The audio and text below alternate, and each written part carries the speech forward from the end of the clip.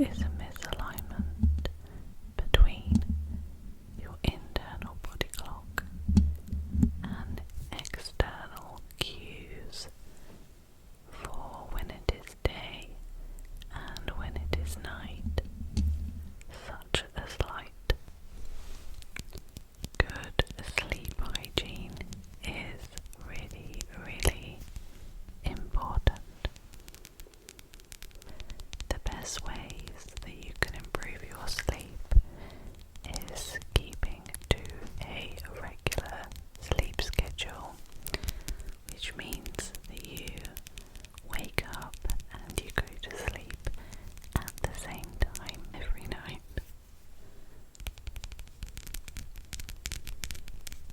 You can also avoid screens and bright lights before sleep. You could also limit caffeine and alcohol, especially in the evenings. You could also exercise regularly, but not too close to sleep. You could also optimize your sleep environment so it is cool,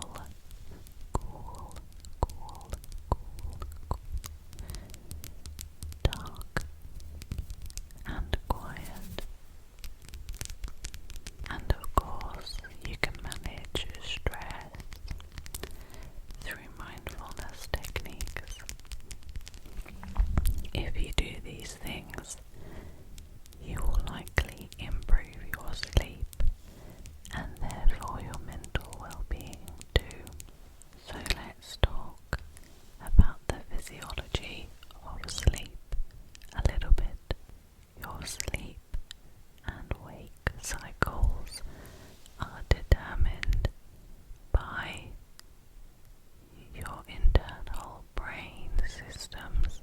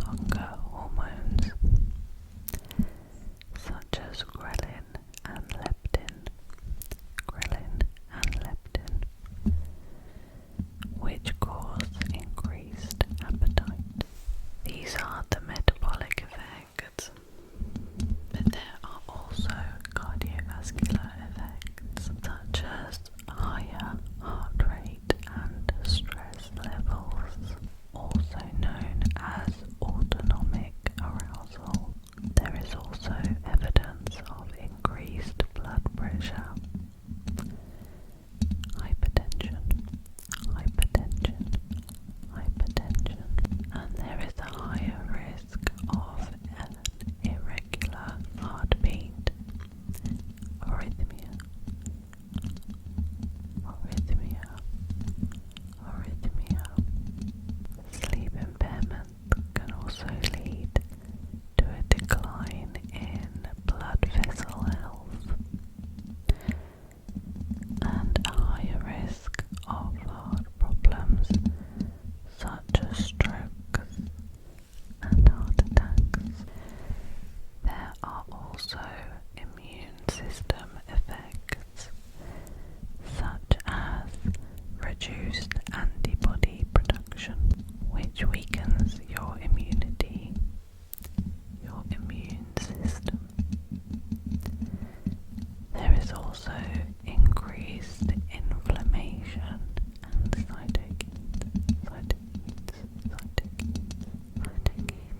and you are at an increased vulnerability to colds and infections.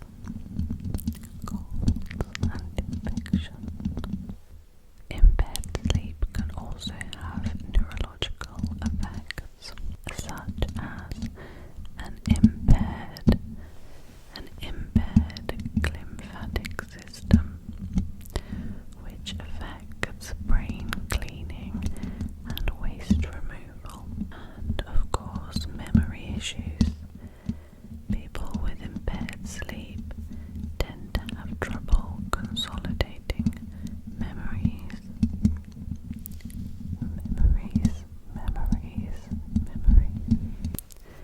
And last but not least, there are psychological effects.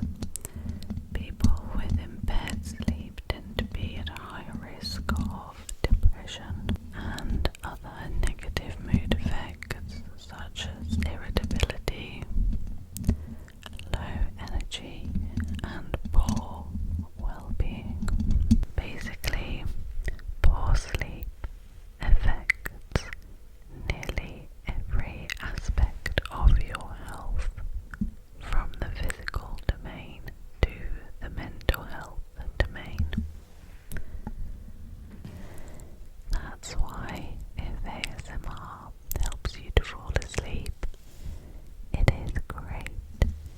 It is great. It is great. It is great. But don't forget that oversleeping can be just as bad for you as undersleeping. So short sleep, which is defined as less than 6 hours, and long sleep, which is defined as more than 9 hours, are linked to increased risk of heart disease. So let's talk about the impact of sleep disorders. So sleep disorders can have quite significant health impacts and poor daytime functioning, such as decreased work performance, increased likelihood of accidents, and heightened pain perception. Insomnia is the difficulty of falling asleep or staying asleep, which leads to daytime issues like fatigue and irritability. Insomnia affects quite a lot of people. About 10% of adults experience insomnia, and it affects their mood, their relationships, and their productivity. Obstructive sleep apnea is when the airways are repeatedly blocked during sleep, which leads to dips in oxygen and therefore disturbed sleep. And sleep apnea affects nearly 1 billion people globally. But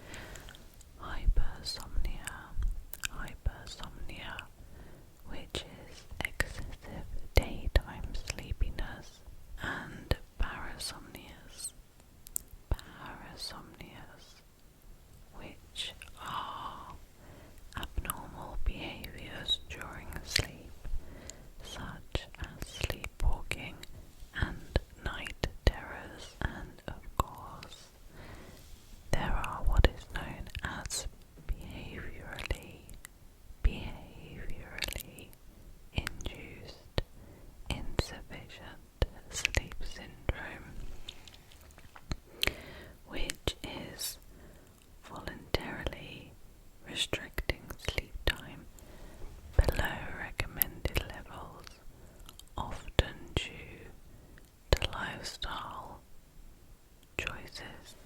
If you think that you have a sleep disorder and you go to see a medical professional, they might use a diagnostic test called a polysomnography. Polysomnography, which is a sleep study that will record your brain waves, your oxygen levels, your heart rate, your breathing, and eye and leg movements during sleep. They might also use actigraphy, which can even be measured using a smartwatch to monitor your sleep. Some sleep hygiene tips. You should aim for 7 to 9 hours of sleep each night. You should also go to bed at the same time each night. Exercise regularly, but not too close to bedtime. You should also avoid naps in the day, or at the very least, avoid long naps. Limit screen time before bed. Cut back on caffeine and alcohol, especially in the evening.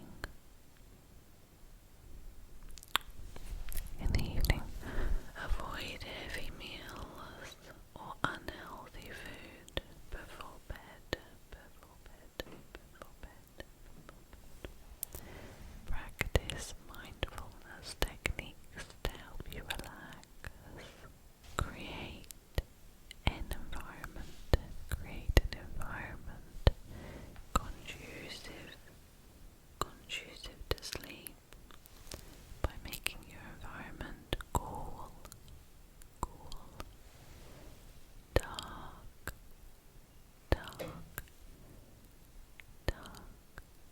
and quiet. Try to establish a consistent bedtime routine. Try to use your bed only for sleeping and not for working. And of course, try to have, if you can, a comfortable mattress, pillows, and a duvet. So yes, sleeping for less than 7 hours is linked to poor health, weaker immune system, worse performance, more mistakes, and a higher risk of accidents, whereas more than 9 hours also is associated with high risk. Although it may be okay for young adults or people with certain illnesses, when you go to bed and wake up at the same time every day, you're helping to regulate your body's internal clock. A regular sleep routine helps to reduce your daytime sleepiness and make it easier to fall asleep and wake up. It also improves your mental health, hormone balance, and your reproductive health. Some research even shows the regularity of your sleep pattern is more important than how long you sleep for.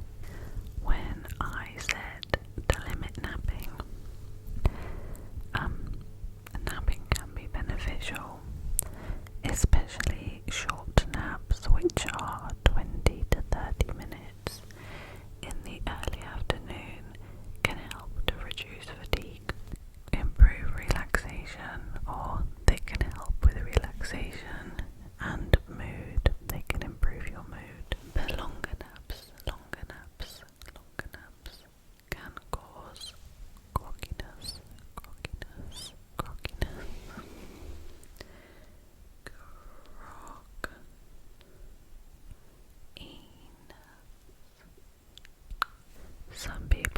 are more sensitive to caffeine than others. So for example, older adults are more sensitive, or people with certain genes that make them more sensitive to it.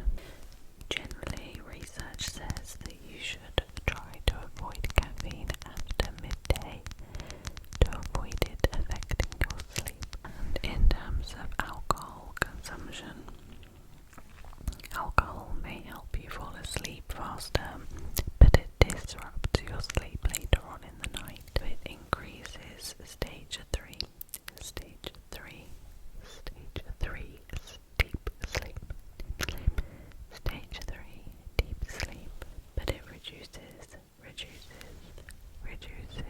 REM sleep, which lowers your overall sleep quality. In terms of eating before bed, it's a good idea to avoid eating within 2 hours. 2 hours of bedtime.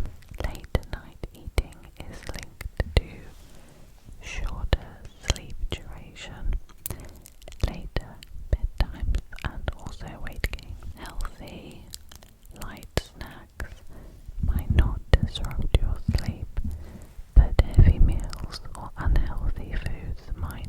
Okay, I'll leave this here. It was just a quick glimpse into sleep.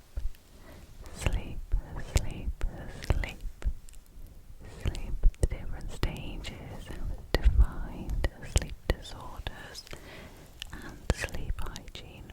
But if you want to know more about specific research into, for example, the links with mental health, then just let me know and I would be happy to do that for you. Or any other requests for sciencey content or non-science ASMR content, then leave them down.